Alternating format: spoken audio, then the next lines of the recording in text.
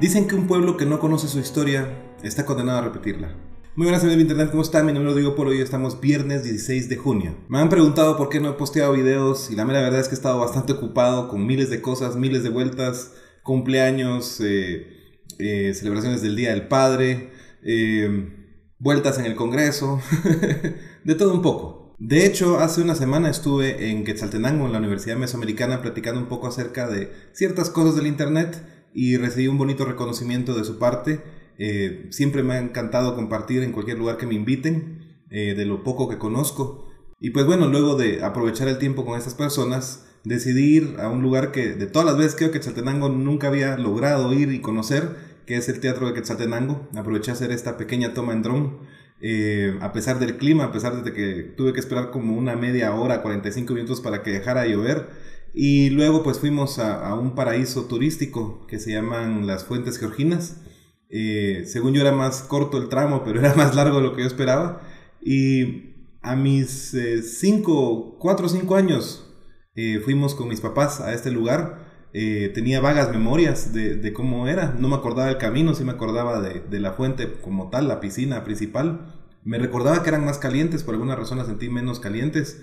Y muy bonita la experiencia. Les recomiendo ir. Les dejo esta vista en 360, links siempre debajo en la descripción para que la puedan ver. Realmente Guatemala es preciosa y esa es la parte que a uno lo pone triste, porque un país tan hermoso con tantos recursos y tan mal aprovechados, tanta división, tanta pelea por estos recursos, tanto pelea nacional como internacional. El día de hoy vamos a platicar de varios temas y este no va a ser un video corto, prácticamente porque tengo una semana casi no postear videos por estar tan ocupado. El primer tema que les quiero platicar es Codeca y su manifestación, o no sé cómo se llame, su marcha en favor del gobierno de Maduro en Venezuela. Sabemos que vienen de diferentes partes del país. Sabemos que salieron de sus lugares de trabajo. Es un esfuerzo grande, es una solidaridad inmensa que Venezuela sabe retribuirla por el proceso revolucionario que nos legó el comandante Hugo Chávez Frías. Aquí vamos a darles unas palabras al compañero de representante del amigo Solidarios de Venezuela, al compañero Sandino Asturias.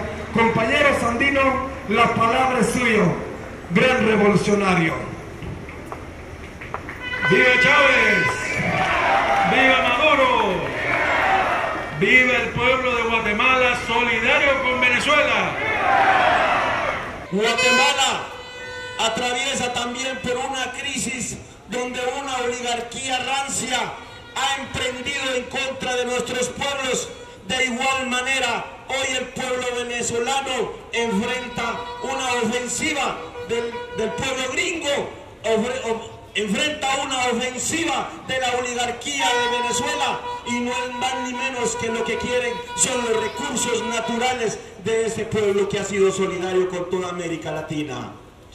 Hoy, más que nunca, sabemos que nuestro amigo Maduro, el pueblo de Guatemala, está con él.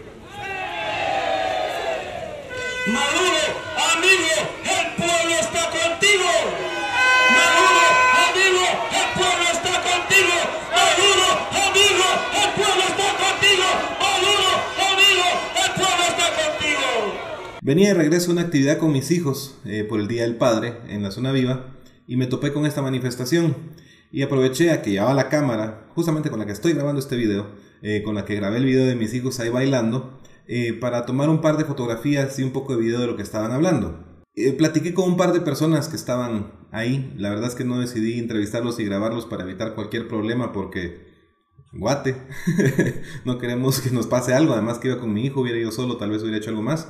Y prácticamente decían que apoyaban el gobierno de Maduro porque los Estados Unidos querían quitarle el petróleo. Sin embargo, Venezuela es el mayor vendedor de petróleo a Estados Unidos y su economía se basa solo en eso, en venta de petróleo. Y hay un excelente video que habla al respecto que también dejo aquí debajo para que lo puedan ver, donde explica justamente por qué el modelo económico de Venezuela no funciona. Yo soy pragmático, las ideas son muy bonitas, las ideologías son hermosas, pero casi todas son utópicas. Lamentablemente en la práctica es donde se ve si funciona o no, y el mejor ejemplo de que no funciona es Venezuela, y todas las otras naciones que han tomado ese modelo económico que sencillamente no funciona, porque la única forma en la que funciona el ingrato socialismo, y me guste o no, es sin el control de todos los sistemas de producción, lo que nos conlleva a una dictadura. Y por eso es que en los únicos países en los que ha habido ese experimento social ha sido en dictaduras. A mí me gusta el internet.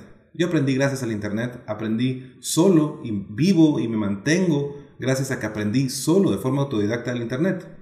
¿Cuánta gente puede decir lo mismo en Cuba? Lo curioso de esto es que en esa marcha tomé fotos, las compartí y rápidamente la gente empezó a llegar en línea a comentarme quiénes eran los personajes que aparecían hablando. Uno de ellos era José Luis Sigil López, a quien, según me comentan en las redes sociales, le dicen que cuando él se manifiesta es la sociedad civil, no es la civil. Algo parecido a Brenda Hernández. Esta persona, según comentan en las redes sociales y según vi en algún par de vínculos, pertenece o es dueño de la ONG CDPEM y fue candidato a diputado por el partido Convergencia. Mismo partido que está pidiendo y diciendo que Jimmy Morales es el culpable y el único culpable del caso de Hogar Seguro. Junto a él estaba Sandino Asturias, hijo de Rodrigo Asturias o Gasparilón, que fue famoso guerrillero guatemalteco.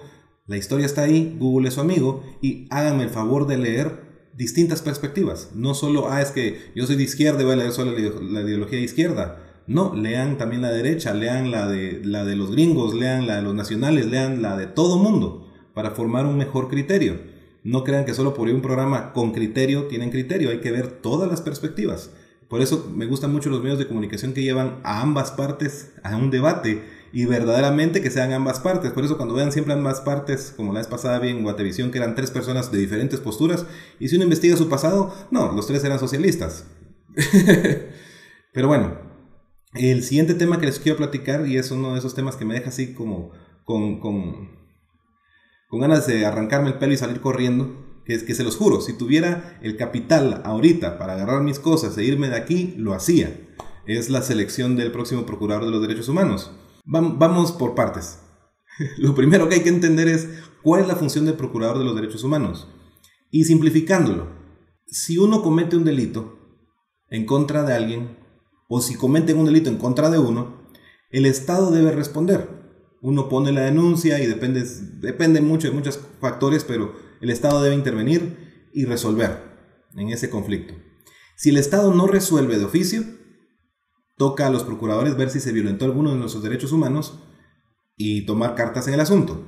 Eso es lo que hacen los derechos humanos. Por eso es que existe la percepción que los derechos humanos no defienden a la gente que es atacada por maleantes, pero sí defienden a los maleantes y son abusados por las autoridades. Porque de eso se trata, de evitar los abusos del Estado, de evitar los abusos de las autoridades. Eso es lo que se supone tiene que hacer un procurador. Pero ¿por qué entonces nuestro procurador anterior, que está a punto de salir, de León Duque, estaba tan de la mano del Ministerio Público? ¿Por qué nuestro procurador estuvo tan de la mano de la CICIG? Se supone que deberían estar muy aparte, de uno estar controlando al otro, porque aquí eran amigos. Y si se ponen a ver bien los casos, claro, hay muchos casos de corrupción, hay mucha gente corrupta, pero en la mayoría de estos casos han habido abusos y se han pasado muchas cosas que son de oficio, que tienen que ser de ley. Por ejemplo, el presumir inocencia, el no presentarlo a los medios hasta que un juez no diga, mire, sí, esos son los delitos. Han hecho los casos mediáticos, han habido muchos abusos de las autoridades y del Estado que la Procuraduría se ha callado. Y donde han habido abusos de ciertos grupos políticos ocultos, disfrazados de anonimato como es Grupo Somos, donde han acosado a personas, ahí la Procuraduría no hace nada. A pesar de que hay casos en el Ministerio Público entrampados, la Procuraduría no hace nada. Por eso es que, viendo bien todo lo que está pasando, considero que es elemental tener un buen procurador que no tenga sesgo ideológico y que realmente responda a su mandato. No haciendo reformas, porque ese no es su mandato, sino realmente preveyendo, haciendo lo que es que el Estado cumpla, que no se violen los derechos de las personas. Ojalá que tuviéramos eso.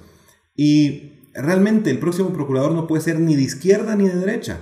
No puede ser alguien que sufrió parte del conflicto armado, que tuvo parientes que se murieron o cosas por el estilo, ni tampoco pudo haber sido alguien militar o alguien pariente militar que atacó e hizo. Tiene que ser alguien muy neutral para entender a ambas partes y no atender más a una parte que a otra. Uno de los candidatos tuvo un hermano que falleció por el ejército. y no sé si hay candidatos que tengan parientes militares, pero en ambos casos corremos el peligro de un sesgo ideológico y que hayan vendetas en vez de que se respeten realmente los derechos humanos. Esa es la parte que a mí me pone los pelos de punta. Estuve yendo al Congreso el día jueves, el día de ayer, fui al Congreso a ver cómo los seleccionaban, cómo los calificaban, y es terrible, parece una escuela. Y sin ofender a nadie que sea de escuela, me refiero a... Cuando yo estuve en el colegio y ponían una tarea de que nos pusiéramos a autocalificarnos o a calificar al amigo, era un relajo. ¿Y cuál toca ahorita? Es un relajo. La forma de calificación es muy subjetiva.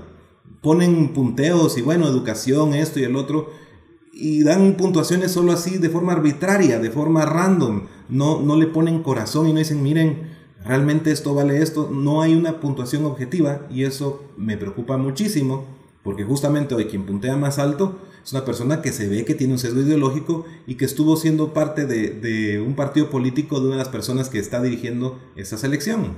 De proyección, que sería el medio ético. Idónea.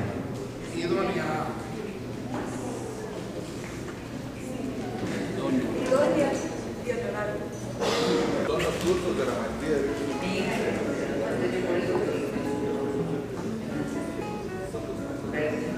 Son los cursos de la maestría de Derechos Humanos. Entonces esto sería 8 puntos. Que además vale lo mismo, maestría que licenciatura. Entonces ya se somete a su calificación. 8.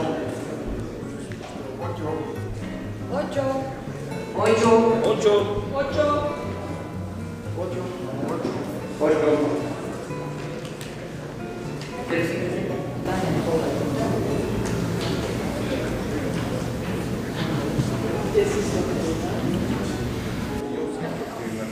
si es manual, serían 2 puntos.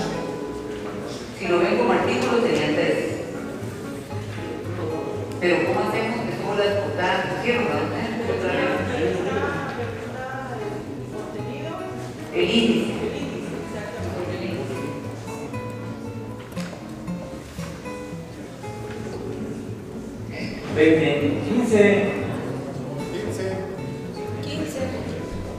Quince.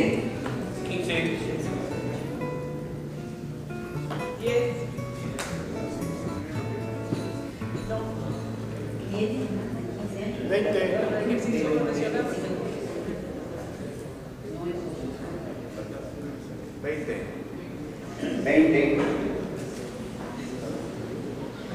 Pero con todas las actividades de relacionamiento con diversos página 12. Pónganse la página 12, por favor. ¿Nos pueden proyectar la página 12?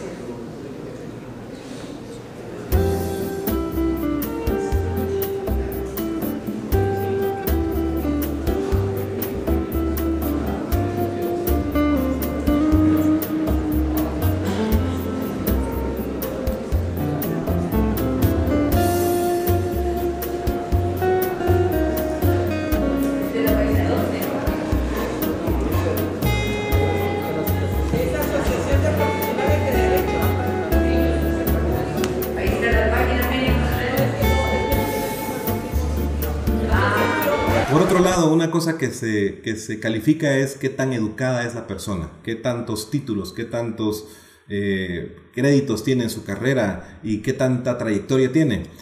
Y la parte que me preocupa es que una persona, que yo tenga 25,000 doctorados y 20,000 títulos pegados en la pared, no me hace ni menos ni más buena persona. Hay que entender eso, porque, por ejemplo, para ser abogado hay que cursar por años una carrera. Y todos sabemos que hay abogados buenos y abogados malos. Punto. ¿Cuántos no se van a acordar? Y para que vean, para los izquierdas, ¿qué hablaban del abogado de Ríos Montt?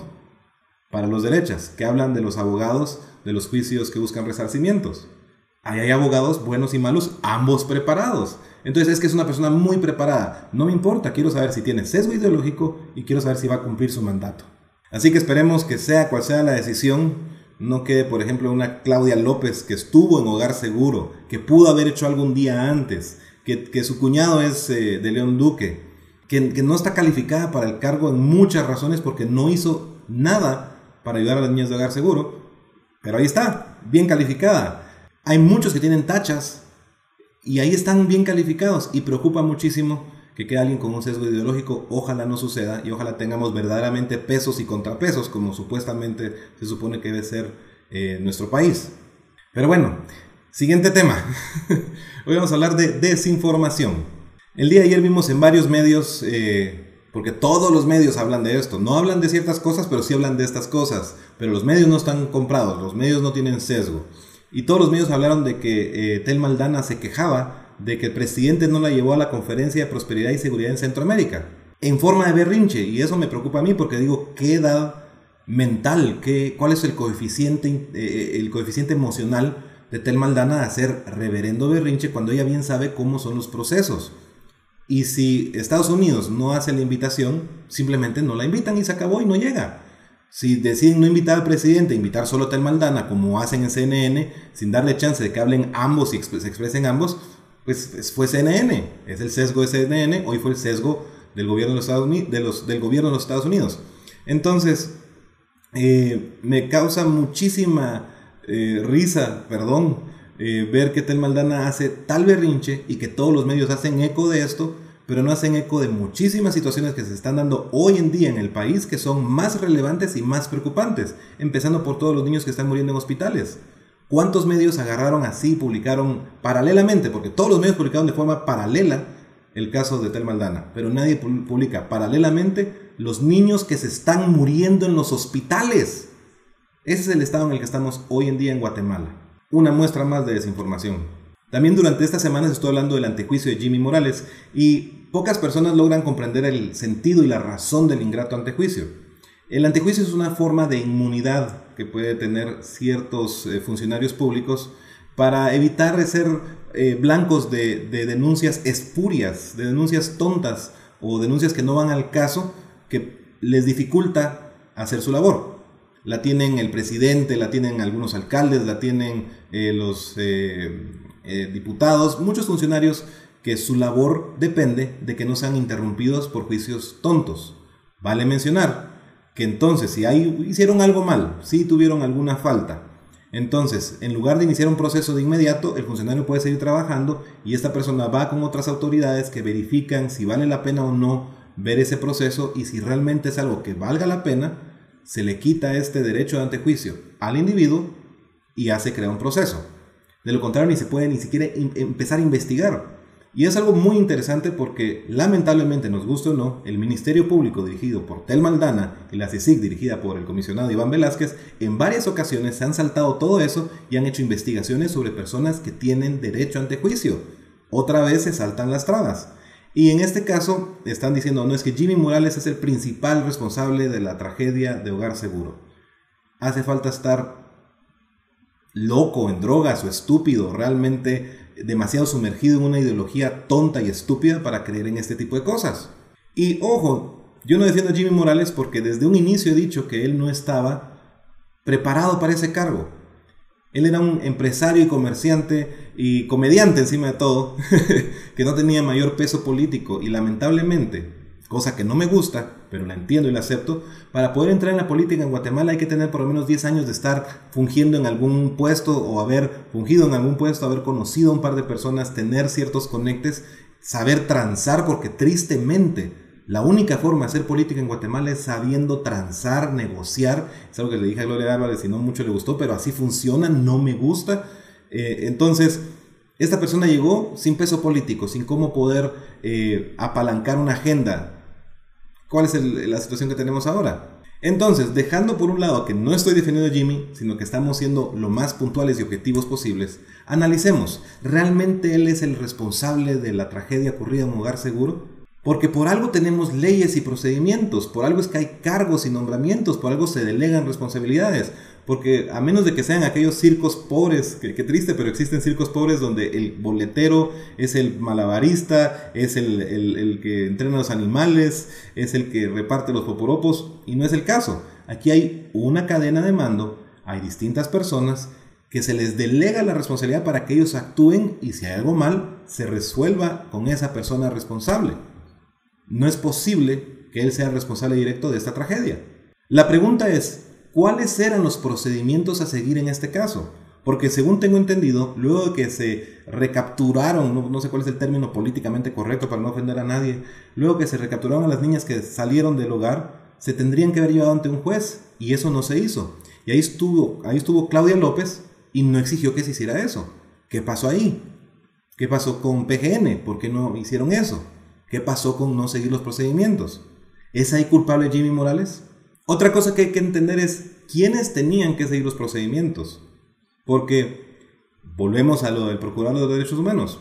Si el Estado no estaba cumpliendo bien los procedimientos, le tocaba a los derechos humanos resolver. Y ahí estuvo esta persona que no resolvió. Es de entender qué organismos eran los que tenían la responsabilidad en ese momento. Y obviamente ir en líneas de mando, viendo quién no cumplió, qué responsabilidad tenía y que esas personas respondan. Pero ir directo. Y no me importa si el presidente hubiera sido así, hubiera sido Portillo, Álvaro Arzú o Gaspar Ilom. Aún hubiera sido Gaspar Ilom. No es él el responsable, son las personas a las que se les dio esa responsabilidad. Ellos son los que tienen que responder. Y sobre todo entender que tiene que haber una investigación profunda que nos diga detalles elementales como quién inició el fuego, quién permitió que ingresaran algo para iniciar un fuego.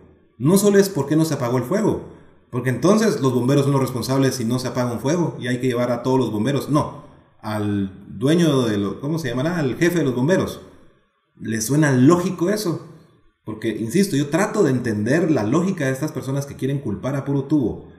Al que sea que esté de presidente, indiferentemente si eso no es Jimmy Morales, no se me hace lógico.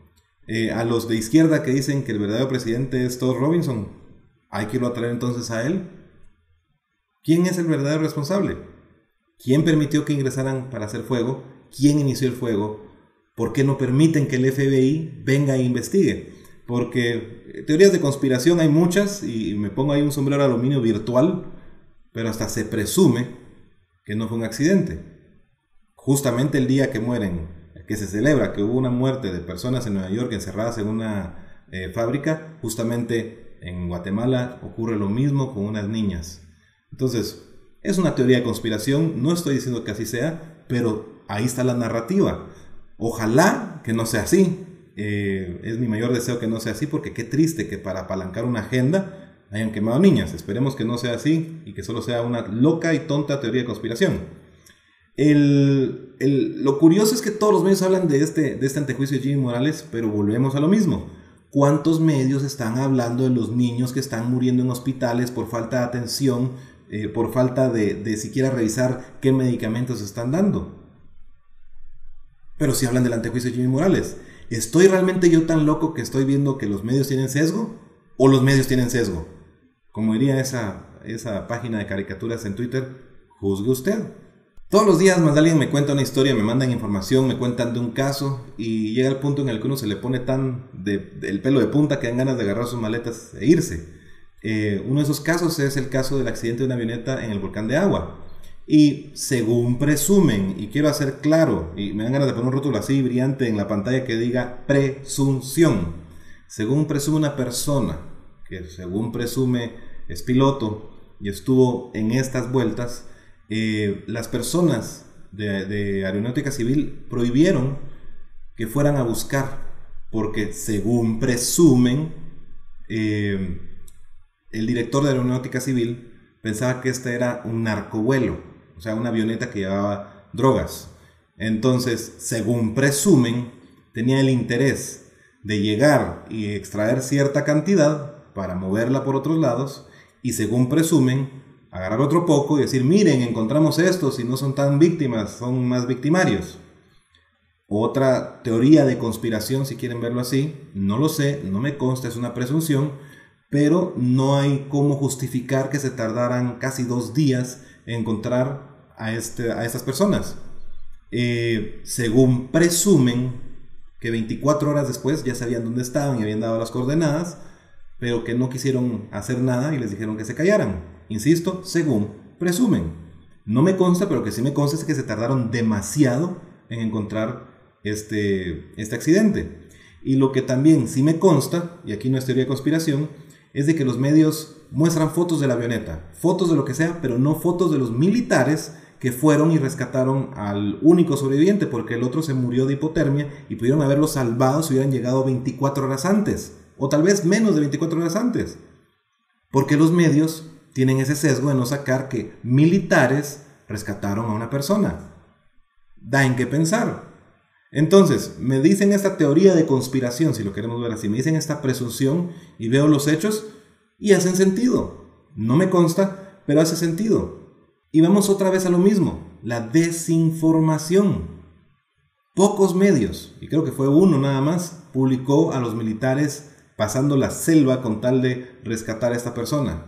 Da en qué pensar. Y obviamente hay que seguir la narrativa que todos los militares son unos cerdos asesinos. Esa es la narrativa. Todos los militares son lo peor. No puede haber una nueva generación de militares. No pueden haber militares buenos y malos. Y vamos a las generalizaciones. Todos los de izquierda dicen, es que miren, en el conflicto armado a todo aquel que era Ixchil se le estigmatizaba de ser guerrilla y por eso los mataron. Por eso tenemos que decir no a las generalizaciones. Claudia Cruz me dijo, es que no generalicé, es que todos los medios. Hay excepciones. Pero para decir que los militares todos son asesinos y genocidas, ahí nadie dice, no generalicemos. ¿Qué pasa con eso? ¿Y la desinformación qué? Entonces, da muchísimo en qué pensar. Al iniciar este video dije que los pueblos que no conocen su historia están condenados a repetirla. Y ese es el gran problema de Guatemala, que cada grupo tiene su historia y se rehúsa a escuchar la historia del otro. Y por cosas del destino yo he tenido el gusto de escuchar la historia de ambos, de lo bueno y lo malo y lo feo, y ambos grupos tuvieron sus mártires y sus héroes, y son irreconciliables. Cuando en el 96, diciembre del 96 se firmó la paz, se suponía que iban a decir, bueno, sí metimos la pata, sí hicimos cosas que no tienen nombre, ambos bandos, y hacemos un pacto de caballeros, no sé, un pacto honorable de evitar repetir estas cosas y trabajar en conjunto. Y es mentira. Mientras que a un grupo se le redujo y se le acusó de todo, al otro se le victimizó y son unos santos. Y esa no es toda la historia. La historia está tergiversada. Tienen que escuchar la historia desde todos los ángulos. Porque, insisto, ambos tienen sus mártires y ambos tienen sus héroes. Y hay que conocer bien la historia. Y quiera que no, esto tiene que ver con el tema de desinformación. Porque en el Congreso llegó una persona, una señora, una canche, como se dice aquí en Guatemala, las personas rubias, y vinieron y le dijeron un par de cosas, la provocaron, contestó y dijo, yo no le voy a bajar la mirada. Y automáticamente sí es una persona autoritaria, es lo peor, que abusivos, que hicieron memes y ay, vieja ridícula y cualquier tipo de cosas. Pero ¿cuántos conocen la historia de esta persona?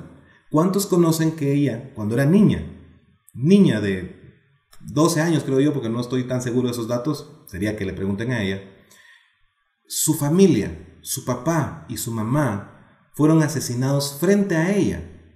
¿Cuántos saben esa historia? No, pero es que hay que pintarla de histérica, hay que pintarla de loca, hay que pintarla de lo peor por la agenda, por nuestro sesgo ideológico, porque lo que nosotros aprendimos de nuestros libros, esos son nuestros santos y esos son nuestros diablos. Dios guarde, veamos fuera de nuestra doctrina la otra historia.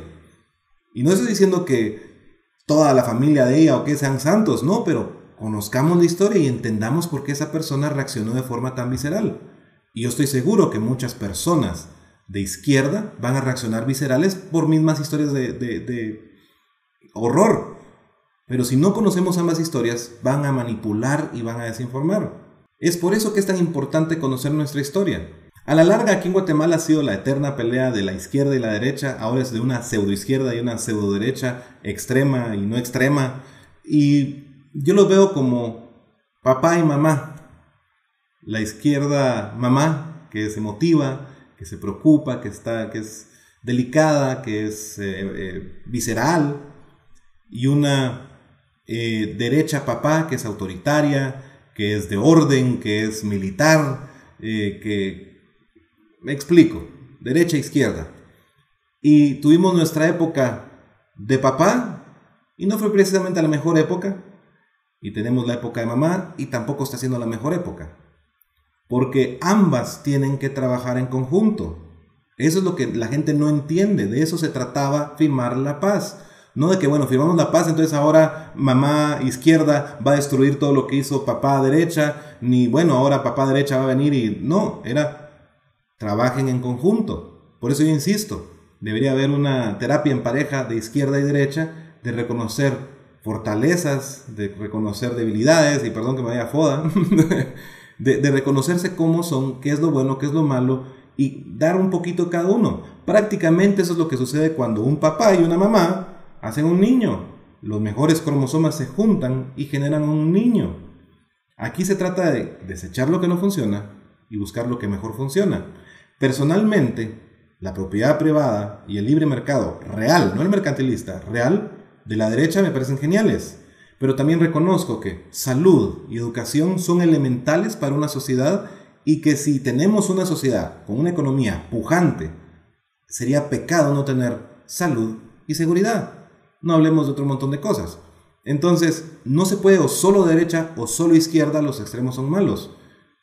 Pero lo que no entienden es que lo que está sucediendo ahorita, si ustedes estudian la ingrata historia, y eso es lo que me tiene, créanmelo, profundamente preocupado, estamos caminando a otro conflicto interno. Lo he dicho en ya 2 videos, en el anterior lo dije en inglés, porque urge que más gente se dé cuenta que todos estos donativos para llegar a Guatemala solo están aumentando el conflicto, la polarización social, y estamos al borde de otro conflicto social, de una guerra civil.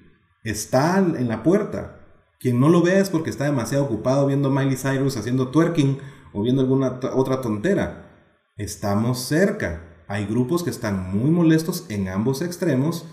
La marcha que vive Codeca alarma a mucha gente. Hay mucha gente alarmada, me incluyo, y estamos a esto de un conflicto armado. Lo digo muy en serio. Necesitamos sentarnos y dialogar. Necesitamos diálogo de conciliación. Necesitamos negociación y sobre todo tener la comprensión de ser honorables en los pactos que se hagan. Si quedamos en un pacto de, bueno, de lo pasado pasado vamos a empezar de cero, que sea lo pasado pasado y no estarlo escarbando cada 2 segundos y recordarlo como aquella novia o aquel novio neurótico. No, ya se acabó, empecemos de cero para adelante. Urge que haya diálogo de conciliación, urge que nos sentemos y dialoguemos, urge que entendamos los puntos de vista de las otras personas y entender cuáles son las soluciones más prácticas y enfocarnos en soluciones, porque estamos muy cerca. Vean la historia y vean lo que está pasando actualmente en Guatemala.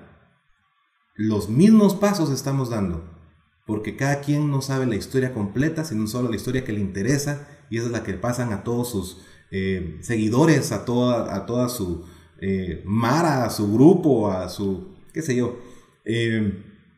No están viendo la historia desde todos los ángulos. Vamos a repetir la historia, simple como es. ¿Y qué va a pasar si se repite eso? Las grandes corporaciones, los grandes empresarios tienen el dinero para agarrar, irse con ese dinero y dejar un país pobre. ¿Y qué va a pasar? ¿Qué pasa si volvemos a otro conflicto? La gente, insisto, la gente que tiene la plata, la que mueve el país, se lleva su plata, sus negocios y se desaparece del país. ¿Qué queda? Por eso es que, insisto, y lamentablemente me gusta, no le tengo que dar razón en ese sentido a la derecha. Se va a repetir otra Venezuela en Guatemala. Y ahí van a tener los gringos un montón de migrantes guatemaltecos, me incluyo, porque yo no quiero que mis hijos se mueran, yo no quiero morir en esto, ya sea en Estados Unidos o en cualquier parte de Europa. Justamente de eso se trata lo que va a ir a platicar supuestamente Jimmy Morales. Y yo no quiero dejar el país, sería feliz quedándome aquí. Aquí tengo mi familia, mi casa, mis conocidos, pero si empieza un conflicto armado, ser valiente y ponerme con las armas a matarme entre un montón de gente para después ser enjuiciado y ser encarcelado por defender lo que yo creí justo, no muchas gracias. Así de sencillo. Conozcan la historia, conozcan todas las perspectivas, conozcan todas las narrativas y no repitamos lo que ya pasó hace 20, 30 años. En serio. Pero bueno, este es el video alentador del día viernes. Espero les haya gustado. Si tienen comentarios, sugerencias o algo más, ya saben, pueden suscribirse, pueden ver todos los videos de aquí para atrás. Tengo un montón de videos de un montón de temas. Espero se hayan disfrutado, nos estamos platicando.